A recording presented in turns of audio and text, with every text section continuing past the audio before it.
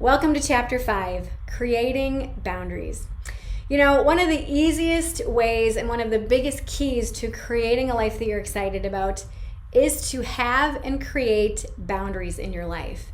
Now, boundaries are created to ensure your personal safety, to ensure your comfort and your self-respect in various facets of your life. And if boundaries are ever crossed, typically we feel violated, we may feel anger or discomfort or anxiety and a whole host of other emotions.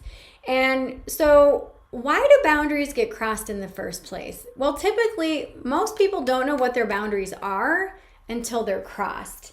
And then sometimes when these boundaries get crossed, we realize what someone did, but we don't say anything because we're still processing the emotions and the thoughts about the situation.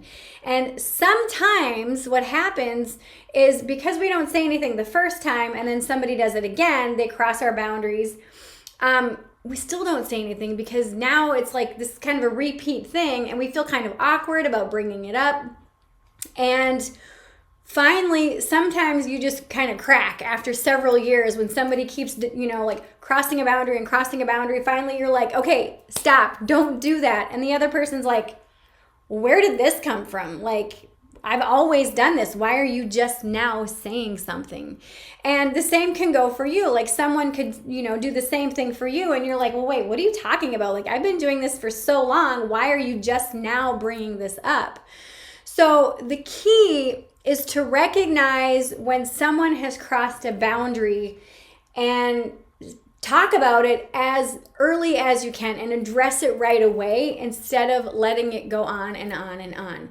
Now, you might not know what a boundary is for someone else, and you may not even know what a boundary is for you. So I would recommend that you sit and you ask yourself, what are my boundaries? Like, what are my friendship boundaries? What are my sexual boundaries? What are my religious or political boundaries? What are my work boundaries? And start to make a list, journal about it, and just really truly get clear about what you're okay with and what you're not okay with. Now, I want you to remember that what is a healthy boundary for you might not be a healthy boundary for, that other person.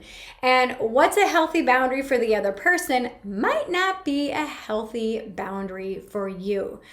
To create a healthy boundary, you really have to, again, get clear about what you really resonate with, what you don't resonate with, what you like, what you don't like, and get used to having awkward conversations when a boundary is crossed. I mean, that truly is the key to having a great relationship, is getting awkward. Because when you can get awkward in a conversation and be like, okay, this feels a little bit awkward or a little bit strange to bring up, but when you do this, I really don't like it, and the first couple times you have those conversations, it's very weird. It can be kind of scary. You can feel a little bit vulnerable, but the more that you have those awkward conversations, the easier and easier it gets.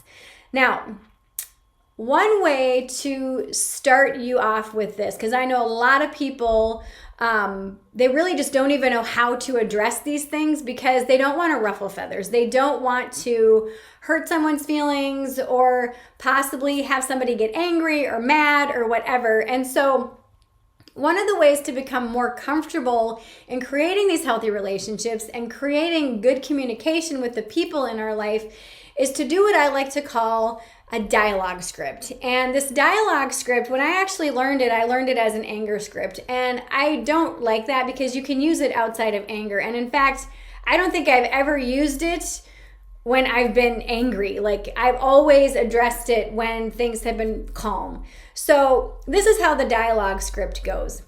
When blank happens, I feel blank because blank, and what I really need is blank. Now, all of this is in the PDF below this video. When you use this script, I want you to recognize to not use the words always or never. Like, you always do this or you never do that.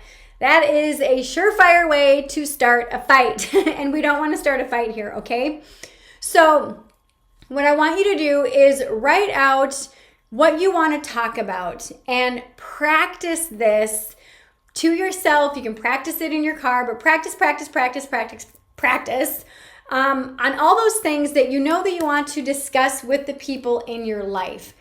And the more that you do this, the more that you practice, and the more that you script out these conversations before you have them, the easier it's going to be for you to really address these situations as they happen, instead of sweeping them under the rug, and instead of waiting years to address them.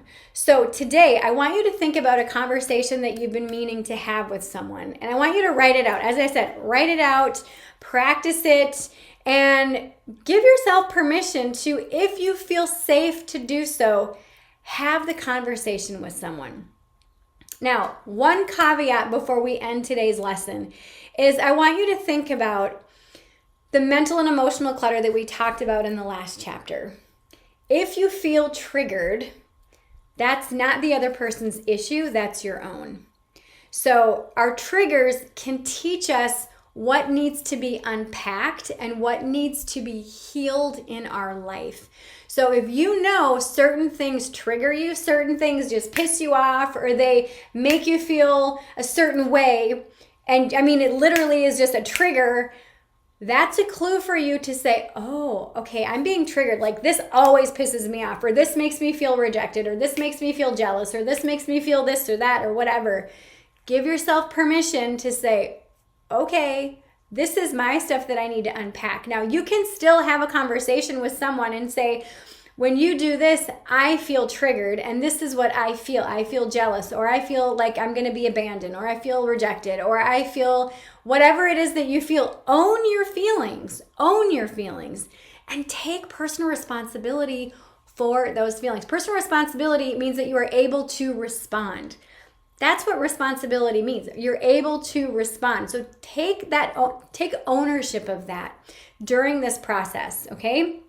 So again, practice this script, practice, and give yourself permission to read it out loud to someone. Early on, when I started this practice, I literally scripted it out, and I held the paper and I read it, and my hands were shaking, but I was able to speak my truth, and the people that I spoke to and with honored and respected that. They weren't an asshole about it. And so, they respected that I felt vulnerable. And so recognize that when you show up from a place of vulnerability, most of the time, like 99% of the time, the people that you are sharing your truth with will honor and respect that. There are a few people that just won't do that no matter what, but you have to consider the source there. So recognize where you really want to start this boundary adventure, and start small. Remember, these little shifts are what matter and what build that momentum, so that you can gain the clarity, courage, and confidence to tackle those bigger things. So approach the smaller boundaries first, and those smaller conversations first, and build your way up to those bigger conversations, okay? So when you're done scripting out at least one conversation, you don't have to have the conversation with somebody yet, but just script it out and notice how it feels to use the dialogue script and to use and take ownership of your boundaries. And when you're done scripting it out, head on over to the next lesson. And remember, it only takes a small 1-degree shift to make magic happen and create a life that you're excited about.